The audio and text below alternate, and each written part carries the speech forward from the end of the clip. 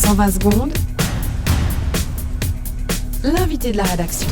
C'est aujourd'hui qu'Apple devrait présenter la nouvelle version de son célèbre iPhone. Selon les analystes, 10 millions d'exemplaires pourraient trouver preneur dans la semaine suivant le lancement.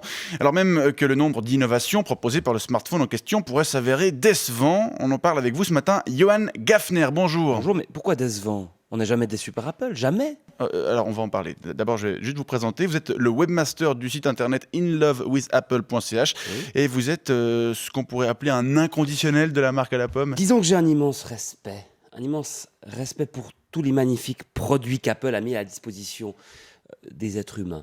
Un immense respect, naturellement, pour le fondateur d'Apple. Steve Jobs. Oui. Je dirais un immense respect pour le rôle qu'Apple a joué dans le développement de notre civilisation. Vous exagérez un petit peu quand même. Pas du tout. Sans Apple, le monde ne serait pas le même aujourd'hui. Apple nous rend libres, voyez-vous. Apple nous permet de penser différemment. D'ailleurs, c'est l'un de leurs slogans. Oui. Think different. Ça montre bien mon propos. Oui, un de leurs slogans publicitaires. Vous n'avez pas l'impression de vous laisser un peu séduire par le marketing très efficace, hein, on peut le dire quand même, de la marque à la pomme? Mais non, voyez-vous, mon amour pour Apple vient de mon expérience. Et aussi des nombreux textes, de nombreuses lectures que j'ai faites, notamment dans la presse. Par exemple, voilà plusieurs années que je lis tous les articles consacrés à Apple dans Le Temps. C'est le journaliste Anoush Setagia qui les écrit.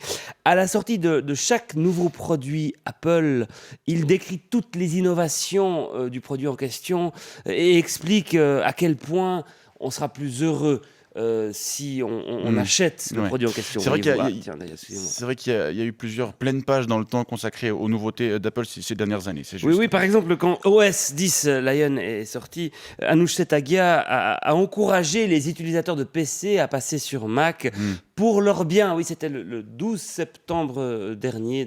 J'ai gardé l'article, je l'ai encadré dans ma cuisine. Et avant ça, il avait également tressé des couronnes, évidemment, à l'iPhone, évidemment, à l'iPad, mais aussi à l'iMac, au MacBook Pro Retina, à l'iPod Touch. Voilà. C'est un journaliste.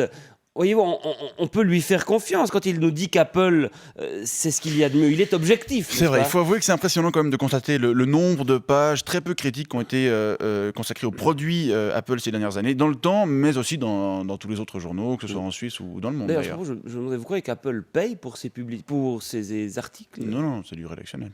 Ah bon ? Apple ne se paye, je crois d'ailleurs, que très rarement des encarts publicitaires dans la presse. On n'en a pas besoin. Exactement. Alors venons-en à l'iPhone 5 qui devrait être présenté ce soir. J'imagine que vous frémissez d'impatience. Je n'en peux plus d'attendre. Voilà des mois que je passe mes nuits entières sur les blogs spécialisés à tenter d'identifier les nouveautés technologiques qui seront intégrées à ce bijou. Je n'en peux plus. Il a l'air tellement beau, tellement doux. Bon, le fait qu'il faudra changer tous les accessoires ne vous rebute pas. Les branchements ne seront pas les mêmes, la taille non plus, les housses ou les fours du modèle précédent ne seront donc plus compatibles. Là, on est d'accord. C'est égal. C'est une telle révolution qui s'annonce. Bon, révolution, c'est assez relatif. Passons justement en revue les nouveautés de ce que ce téléphone devrait présenter.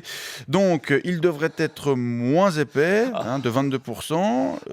On annonce également qu'il sera moins lourd, de 7,5%. Oui. Il devrait intégrer un écran plus grand, de 4 pouces. 4 pouces.